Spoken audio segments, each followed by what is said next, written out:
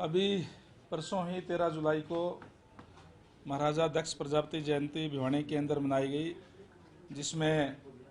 हमारे अनेक मंत्रीगण और माननीय मुख्यमंत्री महोदय उसके अंदर मुख्य अतिथि थे। जो बहुत ही भव्य सम्मेलन हुआ, पूरे प्रदेश भर से बड़ी संख्या के अंदर समाज के लोगों ने उसमें हिस्सेदारी की और मैं समझता हूं कि एक बहुत ही ऐतिहासिक सम्मेलन वो हुआ। मैं जहां पूरे समाज के लोगों का इस बात के लिए धन्यवाद करूंगा कि बड़ी संख्या के अंदर वो आकर के भव्य सम्मेलन किया, वहीं माननीय मुख्यमंत्री महोदय का इस बात के लिए धन्यवाद करूंगा कि उन्होंने जो भी डिमांड हमने समाज की तरफ से रखी, वो सारी की सारी डिमांड उन्होंने पूरी करने का काम किया। इसके लिए मैं तहे दिल से हमारे माननीय मुख्यमंत्री नायब सैनी जी का धन्यवाद करूंगा, क्योंकि प्रजापति समाज की अनेक जो समस्याएं थी, खासकर मिट्टी की ज़मीन को लेकर के माननीय मुख्यमंत्री महोदय ने इस बात का घोषणा की कि 15 दिनों के अंदर अंदर 2000 गांवों के अंदर जो लोग मिट्टी के काम से जुड़े हुए हैं उनको ज़मीनें उपलब्ध करा दी जाएगी। ये बहुत ही बड़ा और ऐतिहासिक फैसला है, जिससे समाज के अंदर एक बहुत खुशी का माहौल गया। जो लोग जो इस अपना परंपरागत कार्य करते हैं उनको एक बड़ी राहत देने का काम माननीय मुख्यमंत्री महोदय ने करने का काम किया है। इसके साथ साथ भिवानी के अंदर उसी दिन 115 गांवों के अंदर 5-5 एकड़ भूमि के जो कार्य करते हैं मिट्टी के काम का, उनको प्रमाण पत्र भी देने का काम किया 115 गांवों में तत्काल वहीं उसी दिन। तो बहुत बड़ा कार्य है जो किया है। इसके साथ साथ जो डिमांड्स जो रखी गई थी समाज की तरफ से, चाहे वो रोहतक के अंदर HSVP के अंदर प्लाट देने की बात हो ताकि समाज के लोग वहाँ अपना एक कोई भवन का निर्माण कर सके, और फतेहाबाद के अंदर भी और करनाल के अंदर भी जो कहा उस पर भी उन्होंने कहा कि इस पर विचार करके वो समाज को दिया जाएगा। और खासकर क्योंकि प्रजापति समाज की तरफ से हमने जो डिमांड रखी थी कि माटी कला बोर्ड का गठन किया जाए और उसको मजबूत किया जाए, उसकी भी माननीय CM साहब ने कहा कि हम जल्दी उसका गठन करने का काम करेंगे और उसको मजबूत करने का काम भी करेंगे, ताकि जो इस व्यवसाय से जुड़े हुए लोगों की समस्याएं उसके द्वारा हल की जा सके। इसके लिए मैं तहे दिल से माननीय मुख्यमंत्री महोदय का आभार व्यक्त करता हूं, धन्यवाद करता हूं। जब से भारतीय जनता पार्टी की सरकार बनी है तब से जो खासकर जो दलित है, पिछड़ा है, वंचित वर्ग के लोग हैं, उनके लिए अनेक कल्याणकारी योजनाओं का शुरू करने का काम किया। चाहे पहले आदरणीय मनोहर लाल जी ने BCA को पंचायतों के अंदर आरक्षण देने का काम किया 8%, और उसका परिणाम ये है कि आज हर ब्लॉक के अंदर सरपंच है BCA के, हर ब्लॉक समिति के मेंबर है, हर जिले के अंदर जिला पार्षद BCA के आपको जो है वो मिल जाएंगे। आदरणीय नायब सैनी जी ने उससे भी आगे बढ़ते हुए BCA को भी, BCB को भी आरक्षण देने का काम किया और उसको लोकल बॉडी के अंदर भी लागू करने का काम किया है, जिससे आज चाहे मेयर है, चाहे नगर पालिका के चेयरमैन है, चाहे नगर परिषद के चेयरमैन है और चाहे मेंबर है, वो आज इस वंचित वर्ग के जो है बन रहे हैं। और जिस तरीके से एक तरीके से जो मुख्य धारा के अंदर उन लोगों को लाने का काम माननीय मुख्यमंत्री महोदय ने, हमारी सरकार ने करने का काम किया है, कि बहुत ही बड़ा और ऐतिहासिक फैसला मैं इसको कहूँगा कि जो नायब सैनी जी के नेतृत्व में लिया गया है। और चाहे जो एक मुख्य मांग जो है OBC समाज की, कि जिस तरीके से पहले जो डिमांड थी कि क्रीमी लेयर की, वो 6 लाख से 8 लाख करने का काम माननीय नायब सैनी जी ने करने का काम किया था। और उन्होंने एक ऐलान किया कि केंद्र की तर्ज के ऊपर जो है जो रिजर्वेशन की सुविधाएं जो है हरियाणा के अंदर भी मिलेगी। और हमने डिमांड रखी है माननीय CM साहब से कि केंद्र के अंदर क्लास 4 से लेकर के क्लास 1 तक की नौकरियों के अंदर भी 27% आरक्षण दिया जा रहा है। हरियाणा के अंदर क्लास 4 से लेकर क्लास 4 और क्लास 3 के अंदर ये 11 और 16% यानी 27% ओबीसी को दिया जाता है, लेकिन क्लास 1 और क्लास 2 के अंदर ये आरक्षण जो है वो 10 और 5% दिया जाता है। वो भी केंद्र की तर्ज के ऊपर 27% ओबीसी को देने का काम करें। माननीय सीएम साहब ने इस बात की हामी भी भरी है और उन्होंने कहा है कि जल्दी ही इसके बारे में जो कानूनी विचार विमर्श करके और उसको भी आने वाले समय के अंदर उस पर भी विचार करके और उसको भी किया जाएगा। हमें पूरा विश्वास है कि आज आदरणीय नायब सैनी जी और भारतीय जनता पार्टी की सरकार है जो हर वर्ग के लिए एक सोच रखती है कि उसका कार्य किया जाए। क्योंकि मैं आपको ये भी बता दूं कि माननीय मनोहर लाल जी ने कमेटी का गठन किया था जिसमें मैं भी था, माननीय नायब सैनी जी भी उस टाइम मेंबर पार्लियामेंट थे और हमारे जो ओबीसी के प्रदेश के अध्यक्ष थे वो भी थे और 2-3 मंत्री उसके एमएलए हमारे थे, अभय यादव जी और लक्ष्मण यादव जी,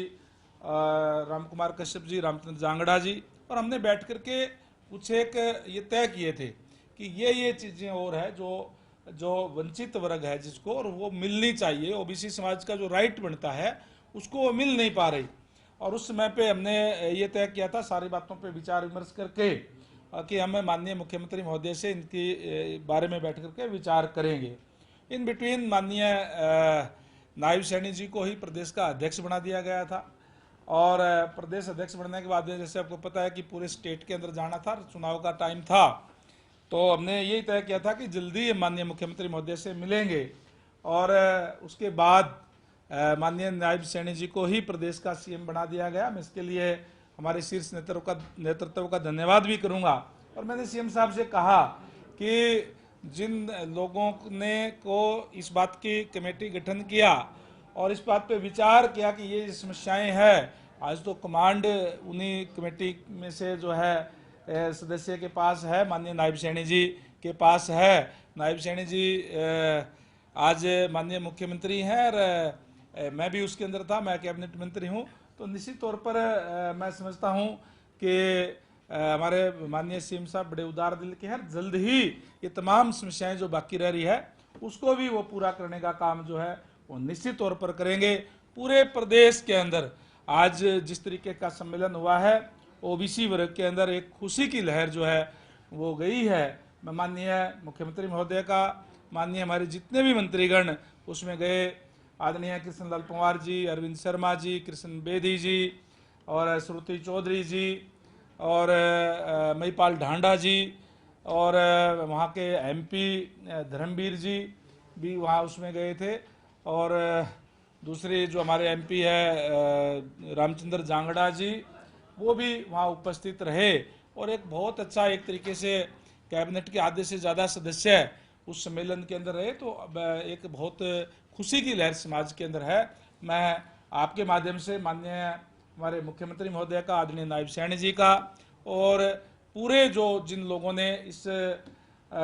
सम्मेलन को सफल बनाने का काम किया उनका और हमारे माननीय जितने भी कैबिनेट मंत्री उसके अंदर शामिल हुए, एमपी शामिल हुए और हमारे एमएलए जो शामिल हुए उनका भी तहे दिल से आभार व्यक्त करता हूँ। ये जो आपने क्लास 1 और 2 वाली साइड की गई, क्या मुख्यमंत्री महोदय ने कहा है कि इस पर जल्दी इस पर विचार करेंगे और विचार विमर्श करके और उस पर फैसला लेंगे। भ्रष्टाचार को लेकर आपने चार्जशीट की है। देखिए, भारतीय जनता पार्टी की सरकार है और जैसे मैंने तो शुरू में कह दिया था कि भ्रष्टाचार किसी भी कीमत पे सहन नहीं किया जाएगा और कोई भी अगर इसके अंदर संलिप्त पाया गया तो निश्चित रूप से हम कार्रवाई करेंगे। रोहतक का ये जो मामला है जो आप जिसका जिक्र कर रहे हैं, 1-1.5 साल पहले का है ये, और जिसमें जो नियम कायदों को ताक पे रख करके और जो ऑनलाइन टेंडर करने चाहिए थे वो ऑफलाइन करने का काम किया है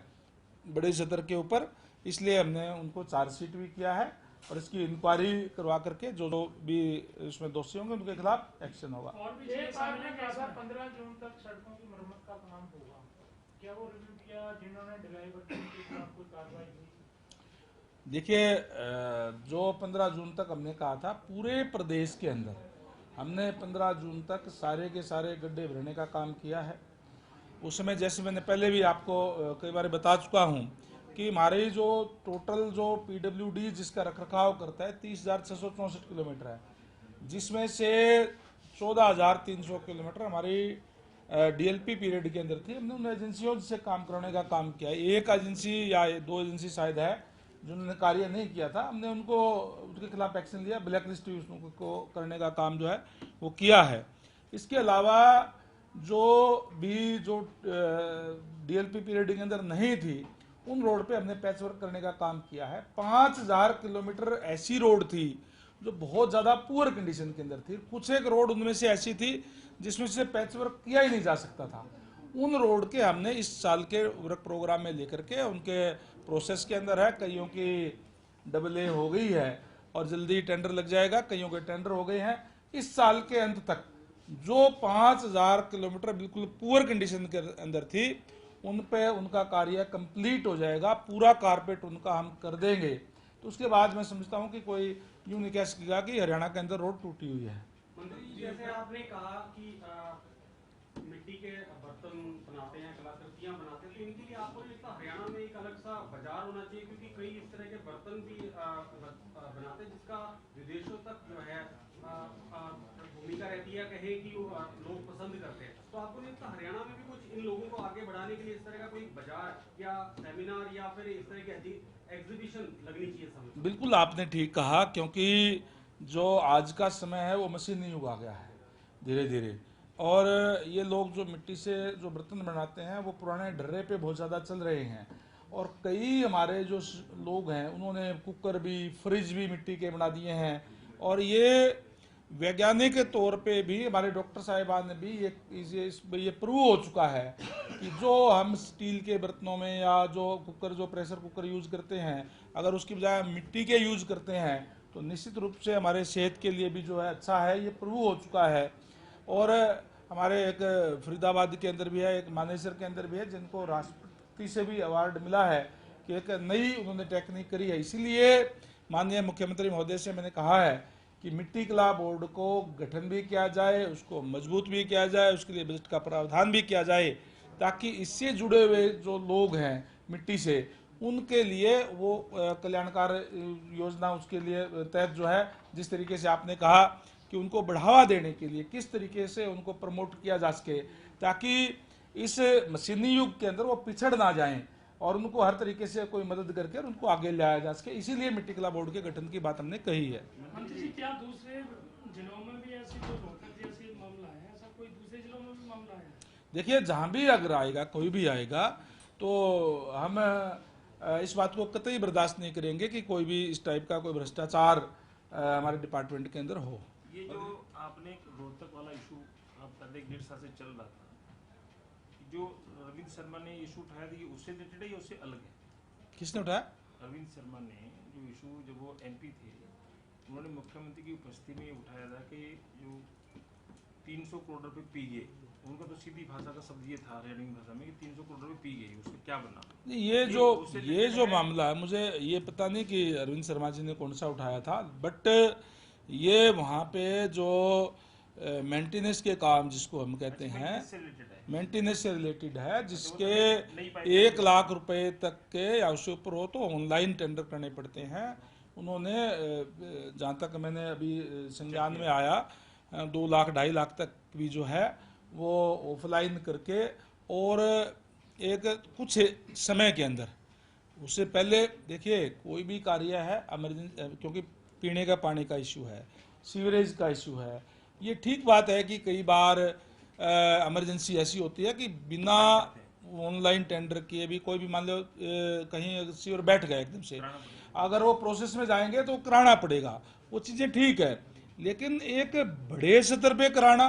ये तो ठीक है कि कहीं कहीं तो कुछ काम किए हुए तो आपको और कहीं भी मिल जाएंगे। जो इमरजेंसी कार्य हैं, जो ज़रूरत के कार्य हैं, वो कराए जाते हैं। लेकिन एकदम से थोक में इस तरह का करा देना, वो जो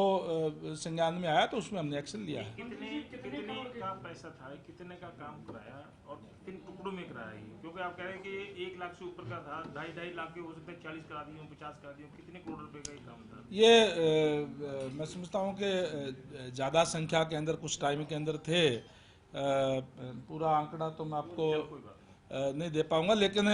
ज़्यादा थे और वो दिख रहा था कि ये इसमें गड़बड़ हुई है। जो भी कार्य होता है उसमें दिख जाता है कि जेन्युइन क्या है और गलत क्या है। पब्लिक हेल्थ इंजीनियरिंग का एक जो बड़ा विषय और है, एक तो पानी का तो है ही, जो पब्लिक हेल्थ इंजीनियरिंग कुछ शहरों में ट्रीटमेंट प्लांट लगा का इशू चलता है, ये बहुत लंबे समय तक चल रहा है। कोई आपके सामने संज्ञान है कहाँ तक है ये जो ट्रीटमेंट का, जो सीवरेज ट्रीटमेंट का जो प्लांट्स पब्लिक हेल्थ इंजीनियरिंग के अंदर है, एक तो अर्बन लोकल बॉडी के अंदर है जो हम करते हैं, नारनौल साइड में बहुत लंबे समय तक चलते हैं। तो ऐसे कोई है आपके संज्ञान? नहीं, मैं आपको ये बता दूं कि हम जो हमारे निगम है, और निगम भी जिसके अंदर हमारा फरीदाबाद है, सोनीपत है, आपका जो गुड़गांवा है और पानीपत है, इनको छोड़ करके बाकी हमारे चाहे हिसार है निगम के अंदर भी, और जितनी भी नगर पालिका है या नगर परिषद है उसके अंदर भी पब्लिक हेल्थ कार्य करता है, उसके अंदर अर्बन लोकल बॉडी नहीं करती। चाहे आपने महेंद्रगढ़ की बात कही, वहाँ पे सीवरेज ट्रीटमेंट का प्लांट का काम भी हमारा जो पब्लिक हेल्थ डिपार्टमेंट देखता है, और नए कार्य भी हमारे लगातार चल रहे हैं, बहुत अच्छे तरीके से चल रहे हैं। यूँ नहीं है कि हमारे कोई जो अब इवन को अर्बन लोकल बॉडी के अलावा गांव के अंदर भी जो हमारी महाग्राम की योजनाएं हैं उसके अंदर भी आप जाकर के देखेंगे तो सीवरेज ट्रीटमेंट प्लांट भी हमारे हैं,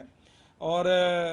हमारे जो उसमें हम जो पानी की कैपेसिटी भी हमने उसके अंदर बढ़ाने का काम किया है। 135 लीटर पर कैपिटा के हिसाब से गांव के अंदर भी जो हमारे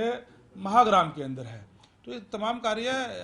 हमारे डिपार्टमेंट द्वारा किए जाते हैं, बड़े अच्छे तरीके से किए जा रहे हैं। कहीं कोई कंप्लेंट आती है तो उसको हम ठीक करवाने का काम करते हैं। बरसात हुई है, SYL को लेकर दिल्ली में बैठक हुई थी, दोनों प्रदेश के मुख्यमंत्री जो बैठक में मौजूद थे, केंद्रीय मंत्री भी मौजूद थे। भगवंत मान ने पंजाब के मुख्यमंत्री ने ये कहा कि सिंधु जल समझौता अगर खत्म हो जाता तो हम हरियाणा को जो है पानी दे देंगे। उस बयान को आप किस तरह देखते हैं? BBMP के लिए उन्होंने ग्रांट को भी जो है देने से मना कर दिया था, उसको आप किस तरह? देखिए, पंजाब के अंदर जो आम आदमी पार्टी की सरकार है, गलत तरीके से पहले भी उन्होंने हरियाणा का पानी रोकने का काम किया था। जहां तक SYL का मामला है, सिंधु को आ जाएगा तो फिर और ले लेगा नाम, वो तो हमारा राइट बनेगा तो हम लेंगे। लेकिन आज की बात है कि अब हमारा जो SYL का पानी जो बहुत लंबे समय से हमें पहले ही मिल जाना चाहिए था, हम अपने हक की बात कर रहे हैं, पंजाब के हक की बात नहीं कर रहे। जो पंजाब का और हरियाणा का बंटवारा हुआ, उस बंटवारे में जो पानी हमारे इससे आया, जो SYL का जो अब तक हमें बहुत पहले मिल जाना चाहिए था, जिससे हमारा आज दक्षिण हरियाणा के अंदर पानी की किल्लत परेशानी है, सिंचाई की भी है, इवन पीने के पानी की भी दिक्कत कई बार हमारे आ जाती है, वो हमारा रोकने का काम किया। हम उसकी बात कर रहे हैं। बातों को घुमाने की बजाय जब हमारा एक सिस्टम है, हमारे जो कायदे कानून है जिसके तहत संविधान के तहत हमारा देश चल रहा है, हमारा संघीय ढांचा है, और उसको जो सुप्रीम कोर्ट ने जो ऑर्डर कर दिए, उस सुप्रीम कोर्ट के ऑर्डर को ना मानना या उसके खिलाफ भी कोई विधानसभा के अंदर इस तरीके का प्रस्ताव लेकर के आना, संवैधानिक जगह पे असंवैधानिक बिल लेकर के आना या असंवैधानिक प्रस्ताव लाना, वो गलत है, वो देश हित के अंदर भी नहीं है, और इस तरीके की बात आम आदमी पार्टी की सरकार को नहीं करनी चाहिए। सर, एक